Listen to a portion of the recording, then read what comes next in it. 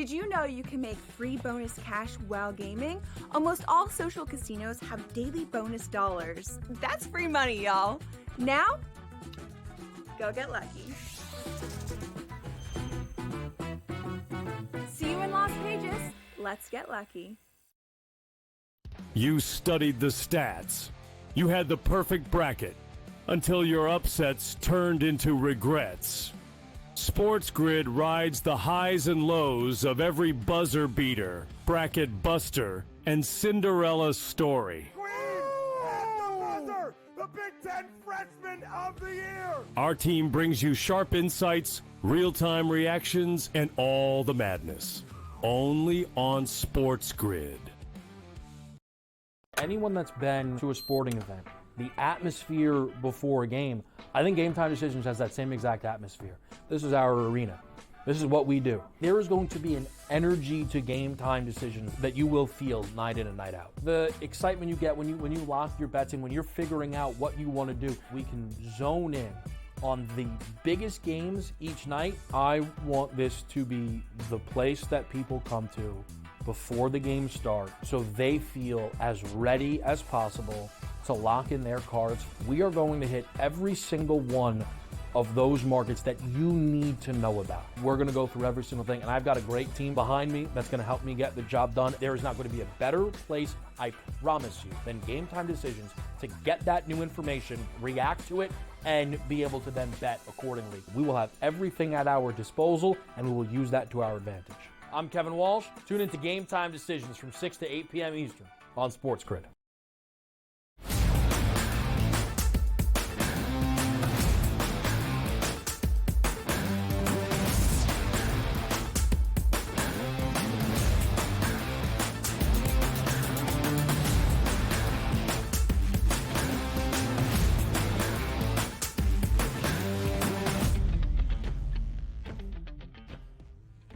Welcome to hour number 3, live right here on this glorious Thursday in the world of sports. It is Major League Baseball opening day. It is the return of the 2025 men's NCAA tournament, a sweet Thursday at that. The Sweet 16, a quadruple header of games for us tonight back in the big dance. We'll talk some of those upset alert possibilities on this Thursday night with 4 games to break down here to begin this third and final hour. We'll talk to Jon Rothstein on the other side of the break as well. We'll get you ready for the Sweet 16 matchups. And, of course, before the host of Pro Baseball today, Donnie Rightside, departs for the money line, we'll get a best bet perhaps for opening day in the 14 games that we do have. DRS, a lot to dive into here in this third and final hour on a huge Thursday in the sports landscape.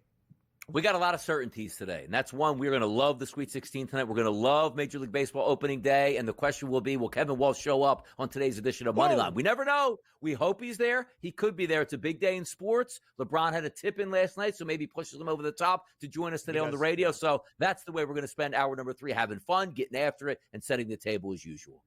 I believe Kevin Walsh will be there because I believe 2 straight days not Kevin there. Walsh. But he's not working tonight. We moved some things around because in New Jersey and our other studios out there, you can't bet the games that are in Newark in the East region. So because of that, Ian Lee, are you working tomorrow night? No. Sunday. Oh. Sunday's my next day in the studio driving up there. Sunday next day. All right. Sounds good. Just wanted to make sure. All right, DRS. Let's get the people ready for our 4 games on this Sweet 16 Thursday night. 2 in the West region out in San Francisco. 2 in the East region at The Rock in Newark, New Jersey. A lot to break down in which underdogs have the best chance not of just keeping the game close and competitive, but maybe playing spoiler and pulling off the upset. That was the question to all of you in Fade the Public.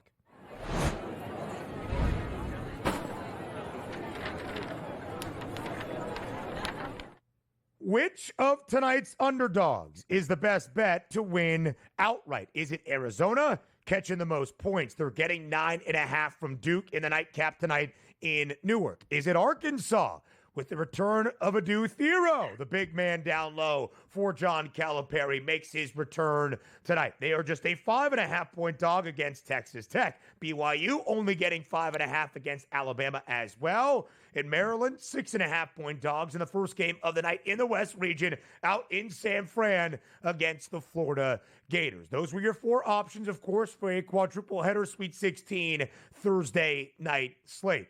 And Donnie, it's really a split between BYU plus 188, that money line number, or Arkansas at a plus 184 price against Texas Tech. Most of the public, or at least a little bit more of the public, around 37%, backing Kevin Young and his Cougs on this heater. Which way did Donnie right side vote? Look, it's easy for me. When you need an upset, you need a team and a coach you can trust in the biggest moments here. And that's the Maryland Terrapins at a plus 205 price. Only 19% of the votes coming in, so not necessarily a fade here, but better than Arizona's getting. Maryland, the Crab Five on the West Coast, away from everything at an early start, which could throw things off for the favorite team they're going up against. So for me, I picked Maryland. I don't think BYU wins. We broke it down earlier. I love Alabama today. Arkansas to plus 184. I think that run ends. And Arizona plus 360, playing the best team in college basketball, which leads me with Maryland. Extenuating circumstances, far away from home both teams, earlier start, maybe primed for an upset there. How about that? Yeah, DRS, as we shared, and things got a little bit tasty during the end of our opening hour. I'm not believing in the Terps today. I do wonder what the preparation level is for Florida. Not to say they're going to get run out the gym, but it's an interesting circumstance around this Terrapins team, and I still believe Florida in my national championship pick is dangerous. The Gators have yet to cover so far in the big dance, and yet are the best covering team remaining in the NCAA tournament. UF 26-10 against the spread this year, 26-8 ATS entering the NCAA tournament. I don't know if Arizona keeps this game close. I really do wonder about what the Wildcats can do offensively, pacing up this game against such a stout Blue Devils defense that I do wonder how this looks. And frankly, DRS, Duke has been a hefty favorite in every ACC game they have played. They've been a hefty favorite so far in the big dance, and they have been a great cover team this year, covering in both games in the NCAA tournament. They have won 13 in a row, including both victories in the big dance. They have covered in 10 of those 13, booked as at least an 8.5-point favorite in every one. I really do think the two spots are what the public is deciding between. Listen, when the line opened up for the Sweet 16 at the end of our round of 32 action on Saturday for Texas Tech and Arkansas, I backed the Red Raiders. But injuries are going to be a huge component of tonight. I hope Chance McMillan can play, still dealing with an upper body injury. He is the best three-point shooter by far for Grant McCasland and Texas Tech. Still questionable for tonight's game. Adu Thero should be back for Arkansas, one of the bigs and their leading scorer this year. Boogie Flan, some more time to get back into the rotation. This is an Arkansas team, DRS, that we saw bring that physicality to St. John's. They have the athleticism to play with the Red Raiders. I bet the 5.5 early, expecting this number to be 6.5 by the time we reach the second weekend. It's not. I think this is going to be a really great game tonight out in the West region to end out the night in San Francisco. It is going to be a good one. Also understand this, like the evolution of the NCAA tournament, right? For me, so many years it was take the points and pray, which is a moniker. We're not just picking out games willy-nilly, but a team that you think has a legitimate chance to hang around and or win a game, which used to mean some of those mid-major teams that would surprise that teams weren't used to and, senior leadership, that's out the window. So in the first couple rounds, we saw the big boys really handle those 7, 8, 9, 10-point spreads here where the other teams, which were outmanned, weren't able to cover that. But now you get into, Ben, the Sweet 16 and the Elite 8. They're all heavyweights at this point. Do we finally turn the tide where it is true, take the points and pray? Because if I'm going to ask you this question now, you got 4 games here today, obviously, 4 games tomorrow. You look at all the dogs, like what is the percentage for you? So if there's 8 total games, I truly believe 4-4 at worst for the underdogs, not winning outright, just covering the spread. I'm interested. Yeah. Exactly. I'm interested to see where they go because now it's like versus like competition, neutral court sites with legitimately good brands of basketball going toe to toe with each one. And again, differentiating point spreads, we understand that, like you're getting close to 10 points with Arizona. But I would be surprised if the favorites pull through with, like, let's just say a 5-3 record as opposed to a 3-5 record. I think the Dogs might shine in the Sweet 16 and the Elite Eight. DRS, we didn't see many upsets in the opening two rounds. We didn't even see many of those teams booked as the underdog keep the game as close as maybe we hoped for or believe they could be. Arkansas, one of the few. The Razorbacks won outright as a dog in each of their opening weekend games. 5.5-point dog against Kansas. And of course, I think the number was 6.5 at close against St. John's. The Hogs have been good as an underdog, spurred on by that underdog upset victory inside Rupp Arena to where they stand now. BYU winning outright as a slight underdog against Wisconsin, only a 2.5-point favorite in that opening round of 64 game against VCU. The reason I, like the public, voted for BYU, DRS, is because I think the game is going to present the opportunity for the Cougars to stay around because it is like versus like, because it is similar style of play. And if the offense is there, BYU can hang with anybody. Yeah, again, the ultimate equalizers of the three-point shot. If you had a different defensive footprint, I should say, for Alabama, that might change for me. Nobody's going to be shocked if BYU pulls this upset again and continues to roll Richie Saunders and the crew. So that's my favorite game of this entire weekend is going to be that one. We'll continue to break it down a little bit later on. Jon Rothstein joins the show up next.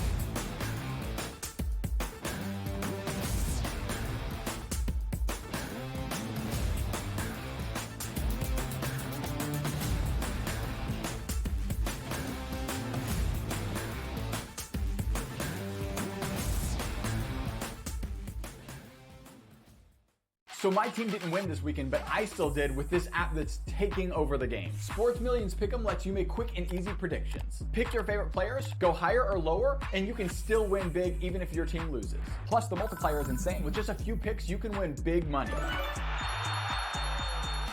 So get on it. They've got a welcome bonus to help you start off your winning streak.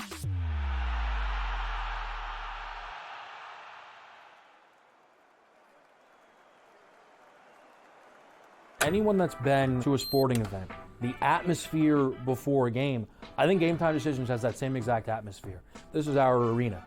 This is what we do. There is going to be an energy to Game Time Decisions that you will feel night in and night out. The excitement you get when you lock your bets in, when you're figuring out what you want to do, we can zone in on the biggest games each night. I want this to be the place that people come to before the games start so they feel as ready as possible to lock in their cards. We are going to hit every single one of those markets that you need to know about. We're going to go through every single thing, and I've got a great team behind me that's going to help me get the job done. There is not going to be a better place, I promise you, than Game Time Decisions to get that new information, react to it, and be able to then bet accordingly. We will have everything at our disposal, and we will use that to our advantage.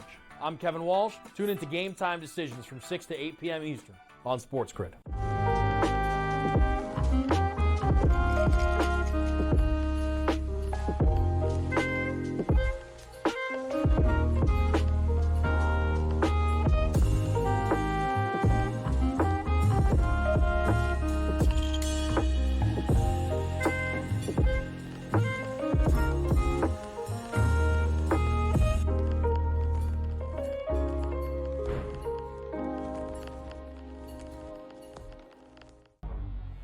Two guys that can do it all. Too much electricity this morning. This is a good time. We're having a lot of fun. I had to do a triple take. Ka-ching! Why? Because of parity. I didn't mean to offend. Yeah, it's not going to happen. Load management is a dirty word. Let him rip. You know what? Circumstances provide the results. What? How do you do this once? Oh, Donnie, you got such a good show there. A network that is booming.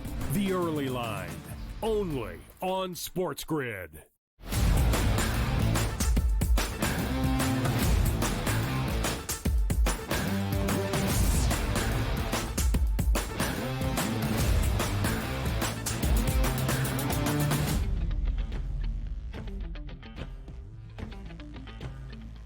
The NCAA tournament returns to our lives on this very sweet Thursday as we get you ready for our quadruple header of action that we have now to begin the second weekend of the NCAA tournament. And after a very long and grueling stretch that makes 3 days feel like forever, Jon Rothstein joins us here on this Thursday morning on the early line on SportsGrid as the big dance returns to our lives on this Thursday. Jon, we appreciate the time as always. Thank you for being here. Great to be here with you, Ben.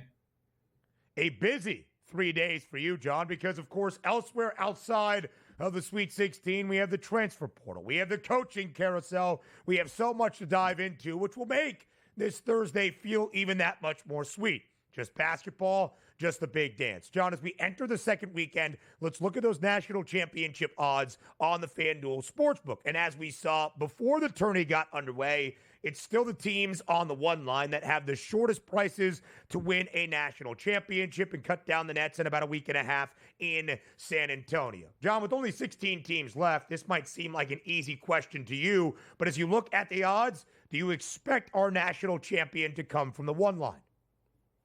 I think it's too close to call, Ben. I think that's the one thing that this Sweet 16 can provide is really, really balanced matchups. I mean, in theory, the one seeds that are all still alive, Auburn, Florida, Duke, and Houston, have played better than everybody else in the field. But I'll say this. If Michigan beats Auburn, if Maryland beats Florida, if Arizona beats Duke, and if Purdue, 69 miles away from Mackey Arena tomorrow night, beats Houston, I don't think any of those four games would be a major surprise. I think it speaks to the fact that we've been talking about this for a couple of weeks, that we don't have a dominant team this year in college basketball. Jon, there are no double-digit spreads for this round of 16, but the loftiest numbers, 9.5, including in favor of that national championship favorite. Tonight in Newark, New Jersey, it is the 1 seed in the East region, Duke, taking on the 4 seed in Arizona. 9.5-point spread, 153.5 is that total. Jon, when you start to break down this game, what's the key matchup that will determine the outcome tonight at the Rock? You know, I think the big thing, obviously, for Duke is just the continued play of Tyrese Proctor. You know, I spoke about him, multiple times before the postseason began as being the difference maker for Duke. In 2 NCAA tournament games, he's averaging 22 points per game. And now all of a sudden, Duke has that third scorer behind Cooper Flagg and Con Knipple to take the Blue Devils to a different ceiling level. And also, John Shire said at media availability yesterday that there is a chance that Malik Brown could play tonight for Duke, which would obviously be a difference maker on the defensive side of things.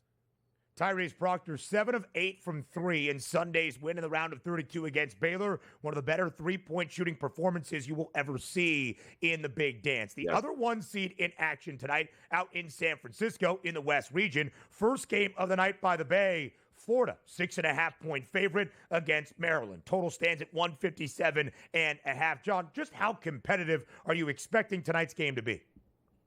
Really competitive. Maryland has obviously been at the forefront of the college basketball landscape this week for different reasons involving its head coach, Kevin Willard, and his potential interest in the vacancy at Villanova. But Maryland unequivocally in between the lines can win this basketball game. Talking to Todd Golden before the NCAA tournament, he felt that that Florida's depth would be a major factor. I think you're going to see that tonight, especially up front against Julian Reese and Derek Queen. I expect the Gators to regularly have fresh bodies going up against the Terps big men.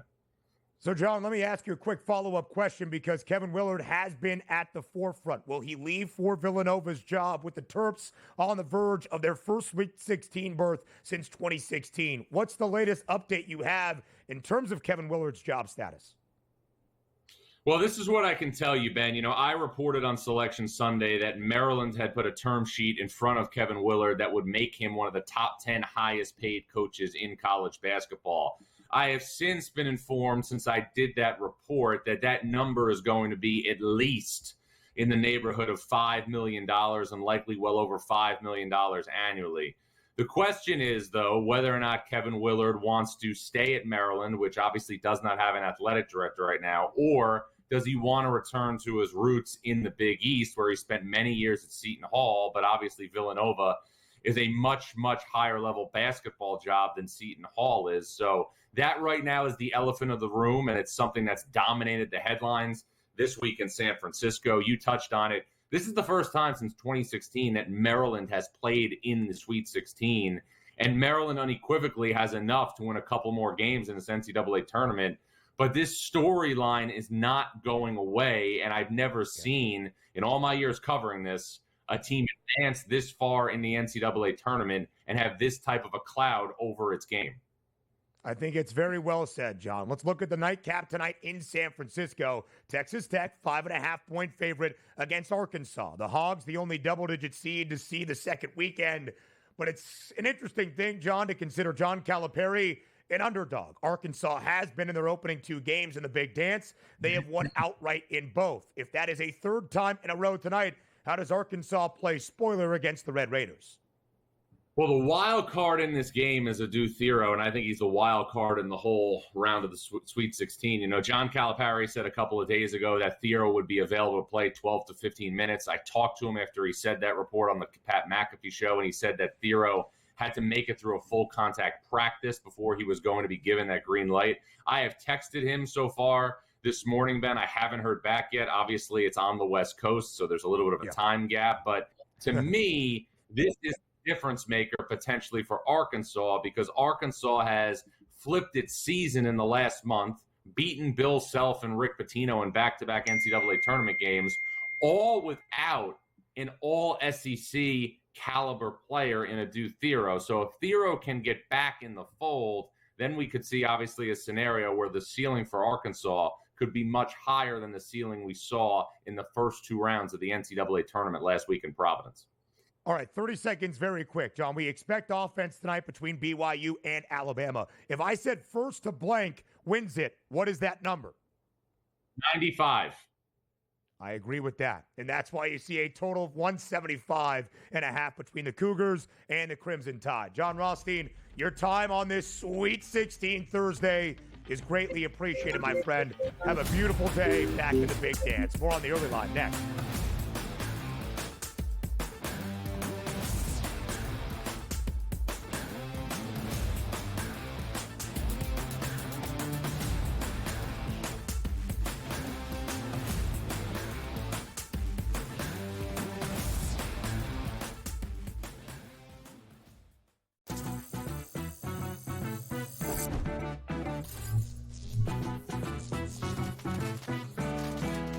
Want to play roulette? Here's a tip. European roulette has a lower house edge than American style. The lower the house edge, the better shot you have at winning. Most online casinos offer European roulette. So, if I were you, I'd get spinning. Now, go get lucky. See you in Las Vegas. Let's get lucky. You studied the stats. You had the perfect bracket until your upsets turned into regrets. SportsGrid rides the highs and lows of every buzzer beater, bracket buster, and Cinderella story. The Big Ten Freshman of the Year! Our team brings you sharp insights, real-time reactions, and all the madness. Only on SportsGrid. Two guys that can do it all. Too much electricity this morning. This is a good time. We're having a lot of fun. I had to do a triple take. Ka-ching! Why? Because of parity. I didn't mean to offend. Yeah, it's not going to happen. Load management is a dirty word. Let him rip. You know what? Circumstances provide the results. What? How do you do this once? Oh, Donnie, you've got such a good show there. A network that is booming. The Early Line, only on SportsGrid.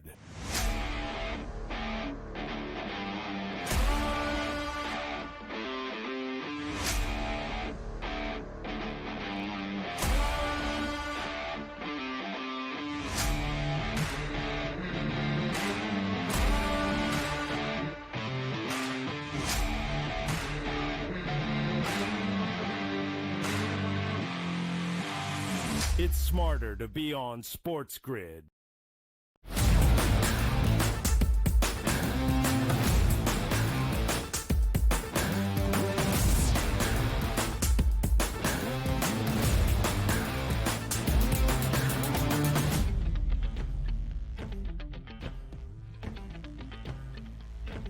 Donnie Rightside is back live right here on the Early Line on SportsGrid on this sweet Thursday. to preview all of our action into the second weekend, a quadruple header of matchups tonight in the Sweet 16. We will go in order, we will go chronologically, and just because DRS cannot bet the game if it is in the state of New Jersey does not mean he does not have thoughts on this game and what he wishes he could do that all of you should for this Sweet 16 Thursday night. DRS, let's start with our first game to tip a little bit after 7 p.m. Eastern Time tonight inside the Prudential Center in Newark, New Jersey, affectionately known as The Rock. Offense expected to the nth degree. A total of 175 in a hook between Alabama and BYU, the 2-6 matchup in the East region with a 5.5-point spread in favor of the Crimson Tide. DRS, offense expected. Just how much offense do we see tonight? Yeah, we are going to see a lot of offense. Enough to get to 175.5, that's a lot. That's value in the eye of the beholder. Like, hey, man, they're a great over team. Well, not if your overs continuously are in the 170s as opposed to like a flat line of 135.5. We'll get points tonight. I think most of those points are going to come from the Alabama side. As we talked about it earlier in the show, that -4.5s, -5.5s that are out there at this point. We'll see if that actually in the final minute comes into play. But for me, Alabama's going to win this game. The better three-point shooting team.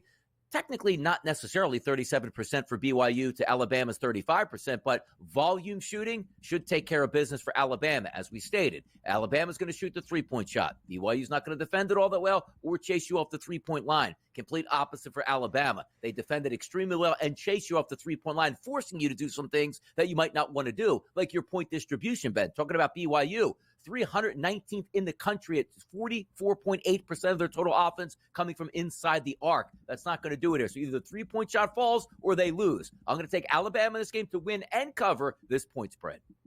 Yeah, DRS, I think when you look at the differences here for the Crimson Tide, they are now inside the top 30 in terms of defensive efficiency rating. That is a really good thing for this Tide team in the style that they play. One of the main reasons is the anchor down low, the Rutgers transfer in Cliff Amore.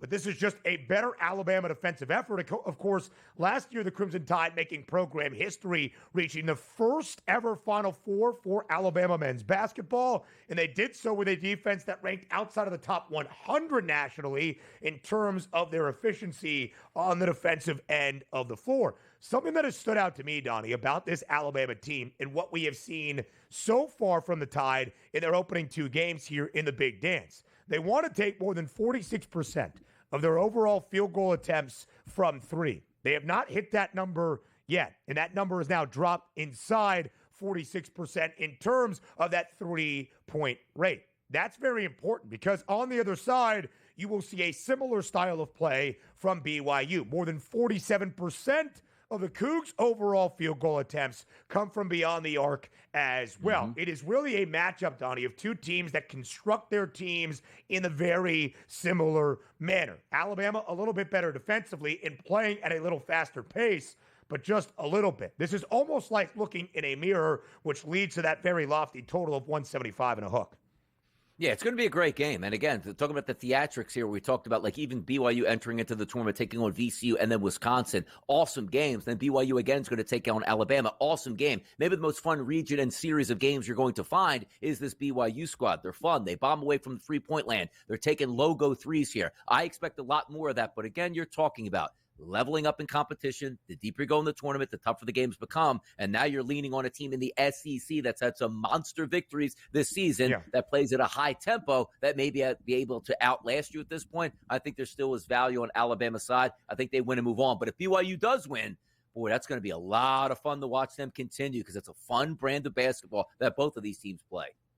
The highest points prop tonight is Alabama's guard in Mark Sears in a game we expect to see a ton of points. He had 22 in the opener against Robert Morris. Of course, Alabama very much tested by Bobby Moe, winning that game by only 9 as a 19.5 or even 20.5 point pregame favorite. That game went to the over for Alabama, their second game in the round of 32 going under. Sears had 22 points against the Colonials, but was 1 of 5 from deep, 0 from deep against St. Mary's, 0 of 4, just 1 of 9 so far for Alabama's point guard. On the other side, so many guys that can hoop for BYU, Richie Saunders, Diego Dimon, and the big man, Keba Keita, playing really big minutes against Wisconsin. BYU has won 11 of their last 12. covering 10 times in those 11 victories. 5 of those 11 victories outright as an underdog.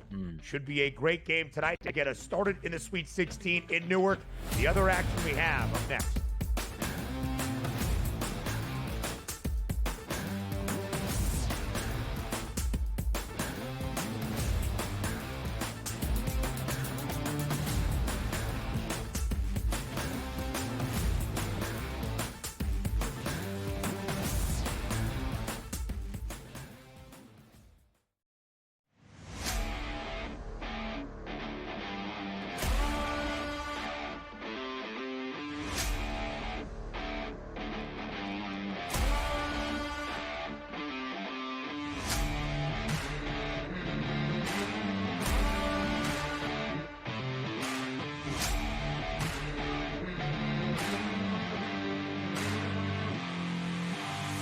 It's smarter to be on SportsGrid.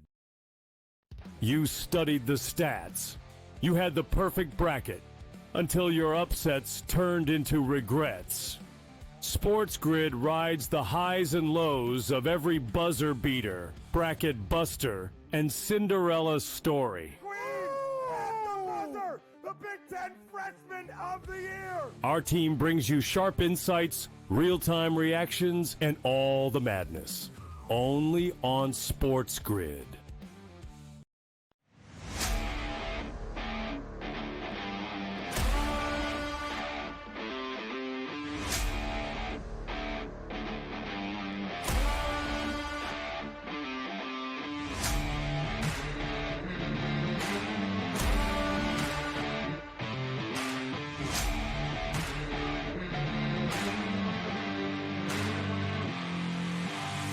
It's smarter to be on SportsGrid. I'm on Wilmington. To Seahawk, you like that or no? I like the under there, too. Do ya? I mean, what's that? What's that noise? I don't You gotta. Sounds like a bad case of agita. No. What are you talking about? Everything's great. Yeah?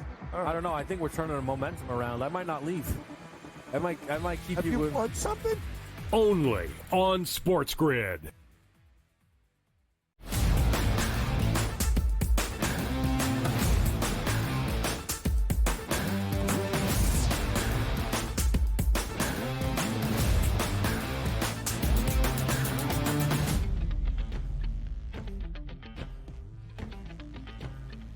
A Sweet 16 Thursday after a very long 3 days off from the 2025 men's NCAA tournament. We are back to dancing tonight. Our first game of the night, as we shared, in the East region in Newark, New Jersey. Alabama and BYU expected to be a high-scoring affair. Our first game of the night in West Regional action, that is out in San Francisco by the Bay, inside the Chase Center, the home of the Golden State Warriors. Between the Florida Gators, the 1 seed in that portion of the bracket, in the 4 seed, the Maryland Terrapins. The Terps in their first Sweet 16 since 2016. The first for Kevin Willard. First Sweet 16 appearance for Todd Golden in 3 NCAA tournament trips, including his second in Gainesville with the Gators. 6.5-point spread in favor of Florida. Total stands at 157.5 now live on the FanDuel Sportsbook. Donnie, where does the breakdown begin for this matchup?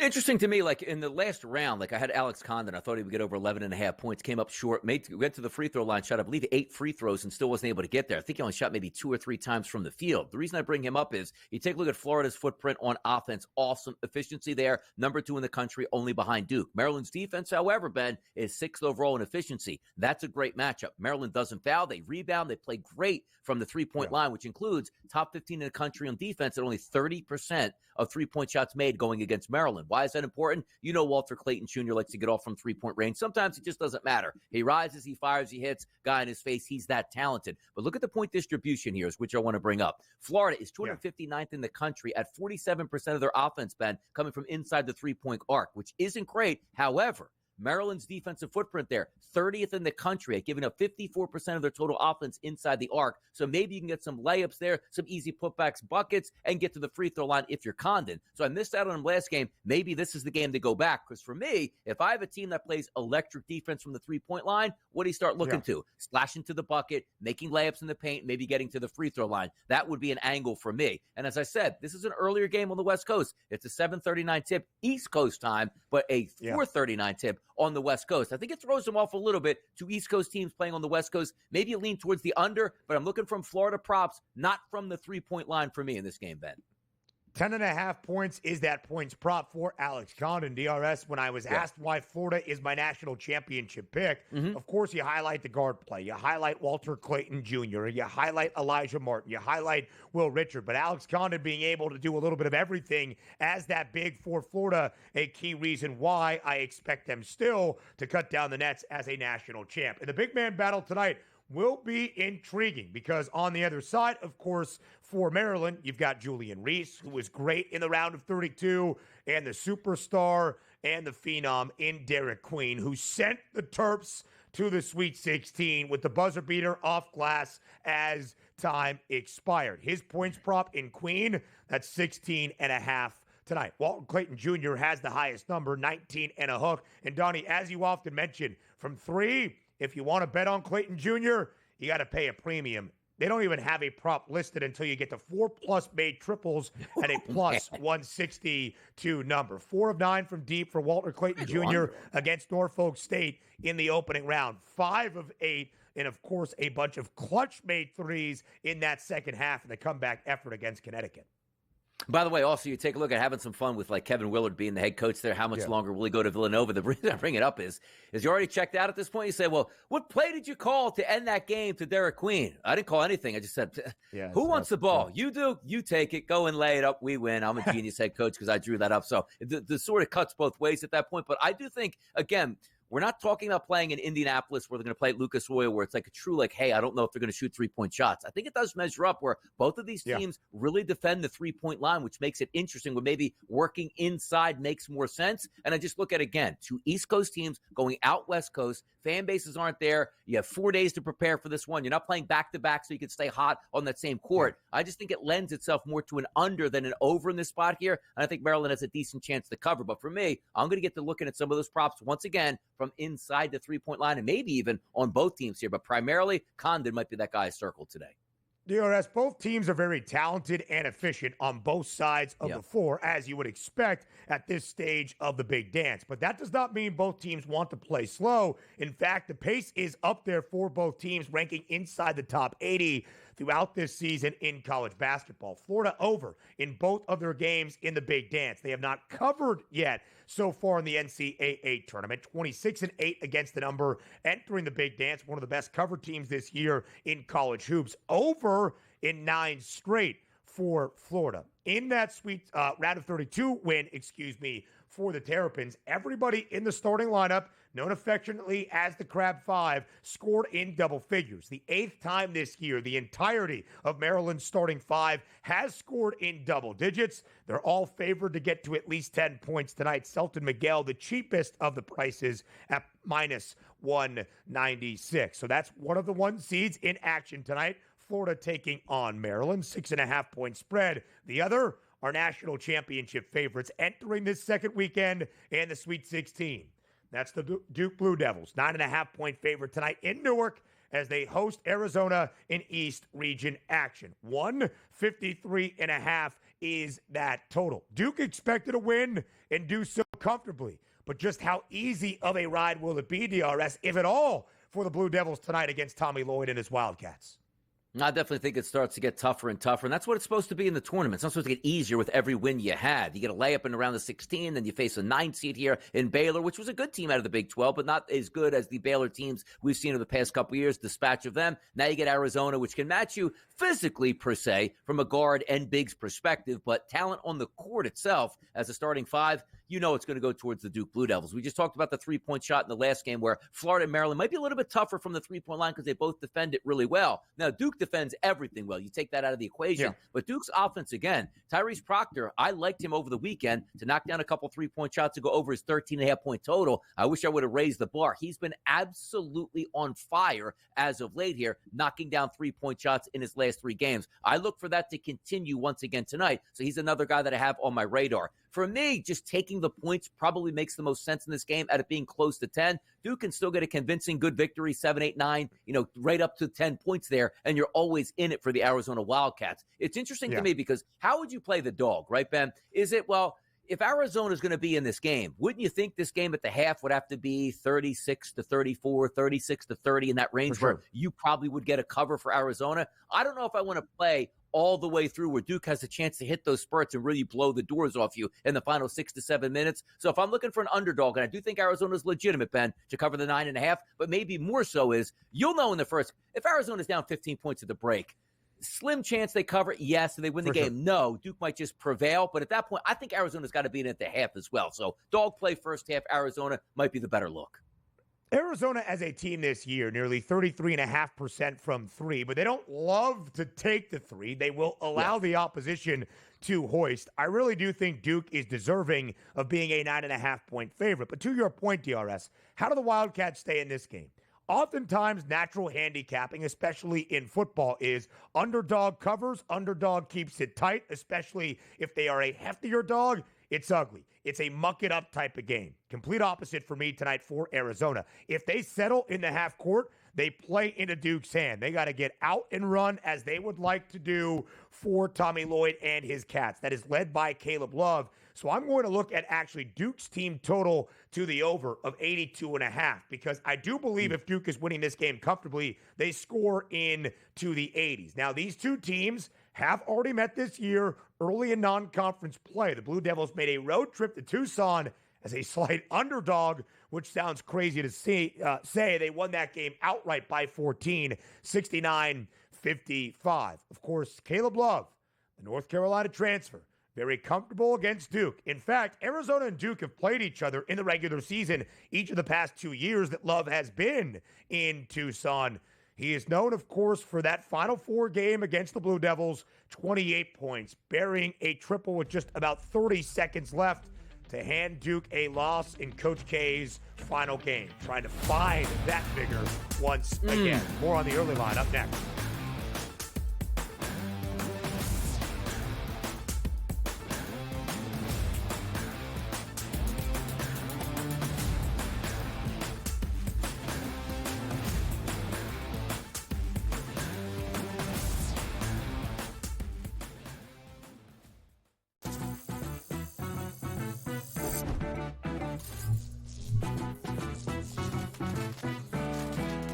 Want to play roulette? Here's a tip. European roulette has a lower house edge than American style. The lower the house edge, the better shot you have at winning. Most online casinos offer European roulette. So, if I were you, I'd get spinning. Now, go get lucky. See you in Las Vegas. Let's get lucky. You studied the stats. You had the perfect bracket until your upsets turned into regrets. SportsGrid rides the highs and lows of every buzzer beater, bracket buster, and Cinderella story. The Big Ten Freshman of the Year! Our team brings you sharp insights, real-time reactions, and all the madness. Only on SportsGrid. Two guys that can do it all. Too much electricity this morning. This is a good time. We're having a lot of fun. I had to do a triple take. Ka-ching! Why? Because of parity. I didn't mean to offend. Yeah, it's not going to happen. Load management is a dirty word. Let him rip. You know what? Circumstances provide the results. What? How do you do this one? Oh, Donnie, you've got such a good show there. A network that is booming. The Early Line, only on SportsGrid.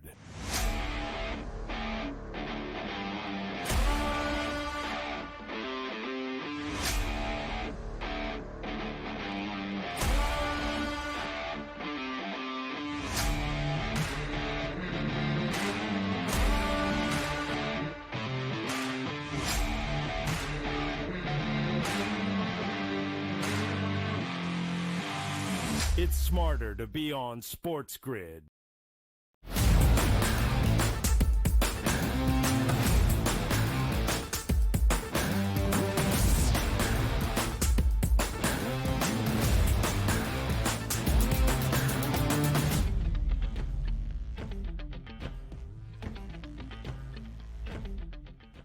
We round out our Sweet 16 previews here on this Thursday on the early line on SportsGrid. All 4 matchups we continue to break down for you, and DRS will get to our final one in San Francisco late night tonight between Texas Tech and Arkansas in just a moment. But of course, because of the narrative, because of the storyline of Caleb Love playing Duke in the big dance once again, I think a lot of people are going to be targeting that points prop of 16.5, knowing that Caleb Love always has the green light, whether from Tommy Lloyd or in his own mind. Knowing Caleb Love just dropped 29 points on Oregon in the round of 32 victory, and knowing, of course, the familiarity against these Blue Devils. How would you approach Caleb Love tonight in the matchup against Duke? It's pretty simple because, like, we can use other sports. Like, you take the Kansas City Chiefs and you say to yourself, okay, Kansas City, let's just say in some other realm, they're getting 7.5 points.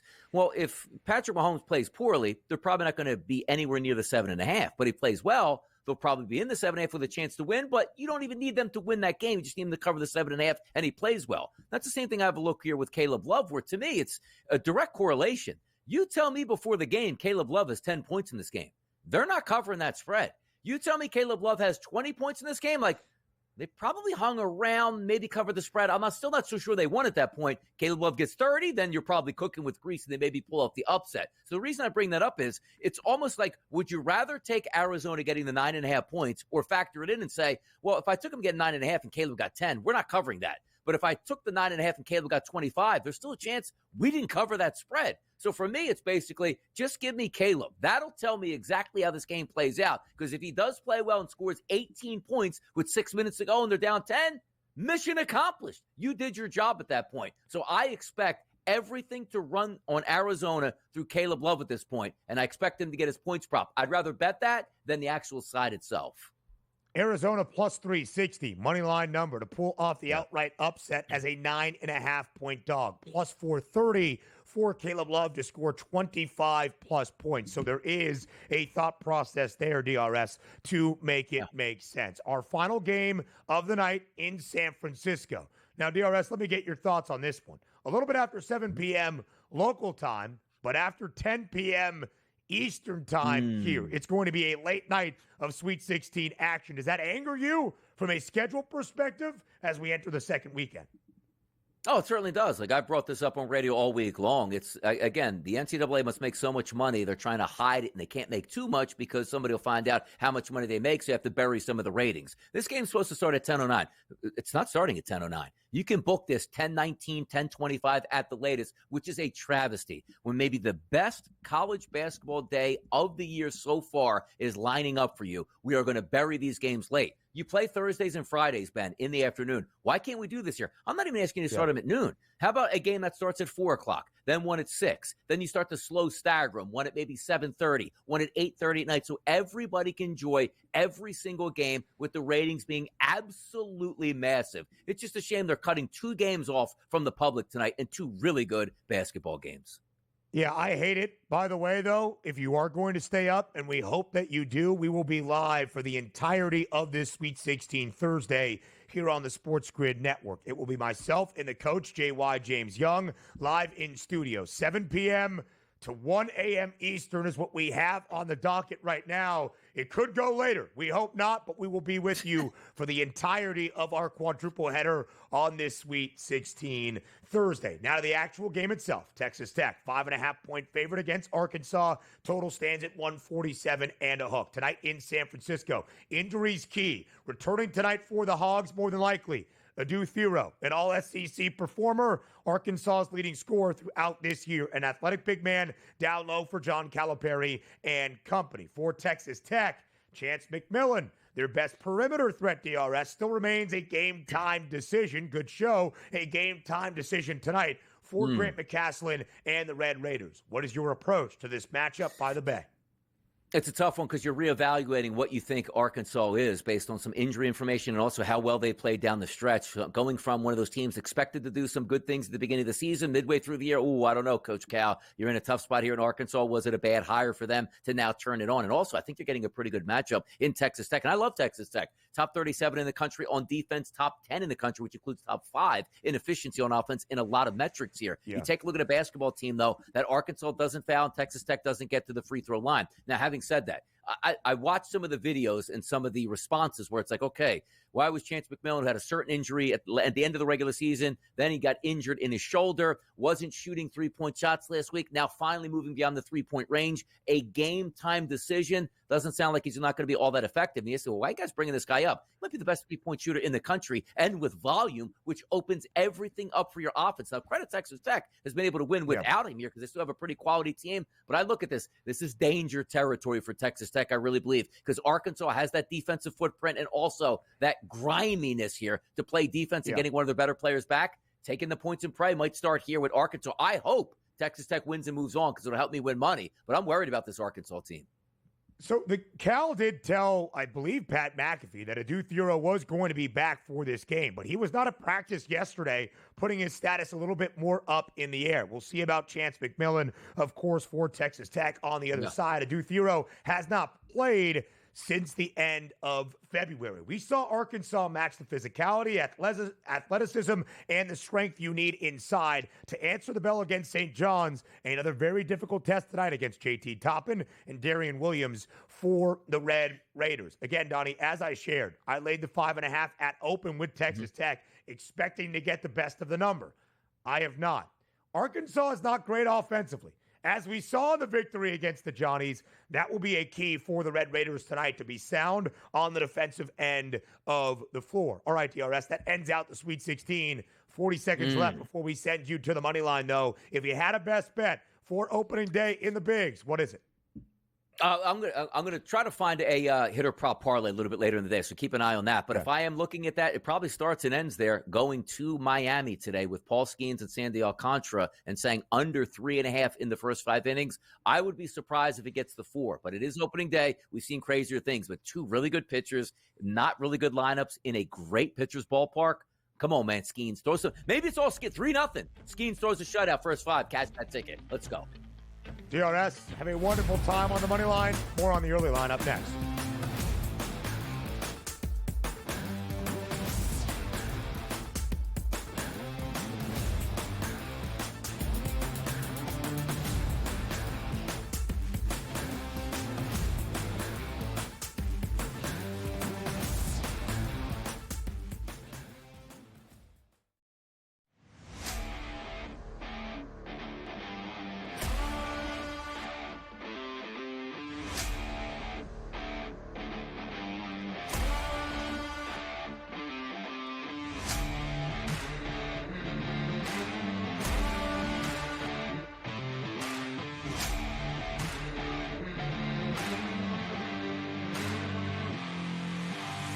It's smarter to be on SportsGrid.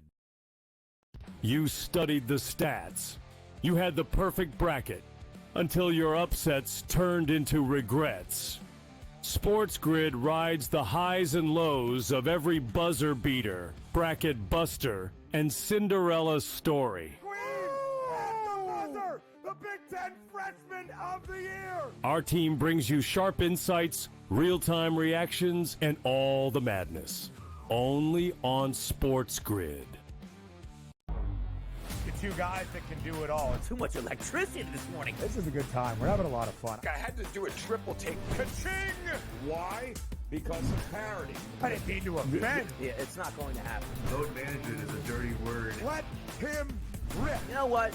Circumstances provide the results. What? How do you do this one? Oh, Donnie, you got such a good show there. A network that is booming. The early line, only on SportsGrid.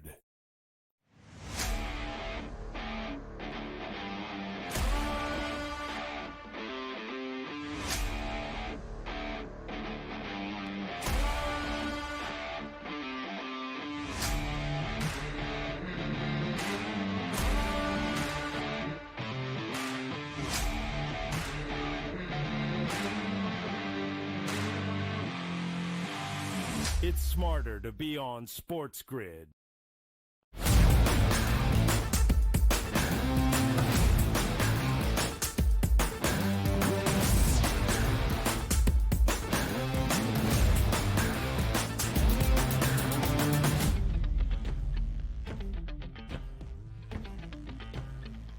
Welcome back to the Early Line Live right here on this Thursday morning to get you set for a return to the dance. Tonight in the 2025 Men's NCAA Tournament, a quadruple header of Sweet 16 action that begins a little bit after 7 p.m. Eastern Time, live from the Rock in Newark, New Jersey. It is Alabama and BYU. Our next game up a little bit after 7:30 out in the West region in San Francisco, Florida and Maryland. Both games followed hopefully about 20, 25, 30 minutes after by the Nightcaps. That will be Duke and Arizona in New Jersey, Texas Tech and Arkansas out in San Francisco. And a reminder, live right here on the SportsGrid Network, it'll be myself and the coach, J.Y. James Young, with you all night long on SportsGrid's Bracket Central coverage, starting at 7 p.m. Eastern Time until the finish. Hopefully no later than 1 a.m. Eastern. That's what we have on the schedule, on the docket right now. Those live betting opportunities to sweat out your bets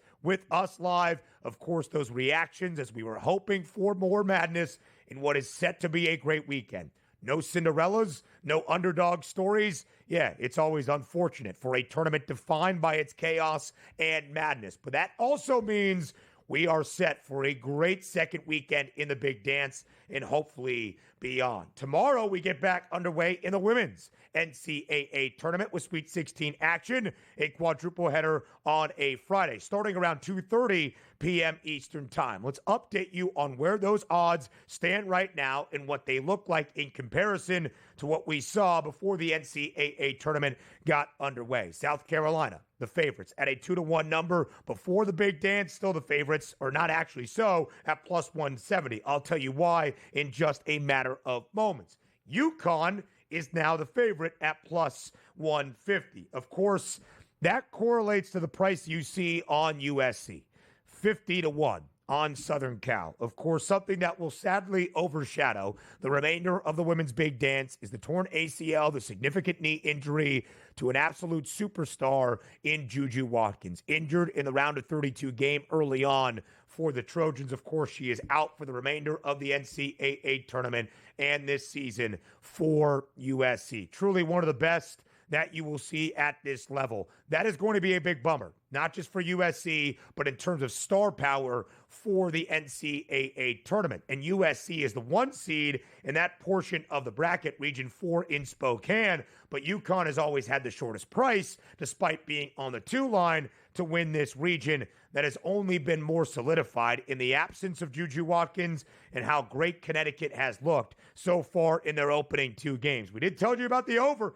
against South Dakota State. That came through in flying colors. But now Paige Beckers, AZ Fudd, and the rest for Gino Auriemma, a hefty favorite at minus 400 to win this region. Region 4 in Spokane, and of course advance to a Final Four. That is part of the reason that the Huskies have moved in front by 20 cents of Don Staley and the Gamecocks. UCLA still in a good spot, still the favorites to win Region 1 in Spokane at a minus 155 price, but their number has moved back to win a national championship because of how short the numbers are looking for UConn and South Carolina on the other side of the bracket. Texas back by $1.50. Of course, the substantial movement on USC. Also for UCLA to contend with in their portion of the women's NCAA tournament bracket, a very dangerous LSU team that is looking prime right now, taking on NC State in this Sweet 16 matchup. A really good game expected on Friday evening.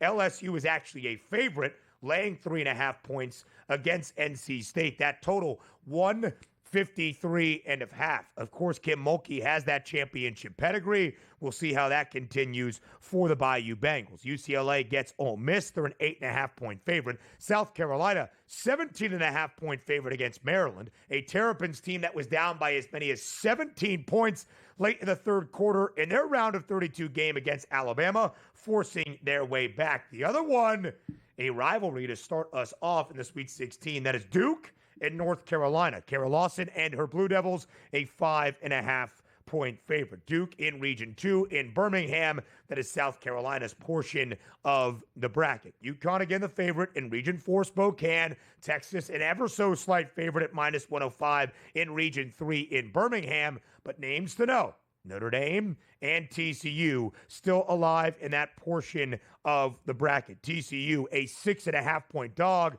against the Fighting Irish. Texas 7.5-point favorite against Tennessee. Those games on Saturday. A lot to like as the NCAA tournament has returned. Join us tonight at 7 p.m. Eastern Time. The early line returns tomorrow, 8 a.m. Eastern on a Friday here on SportsGrid.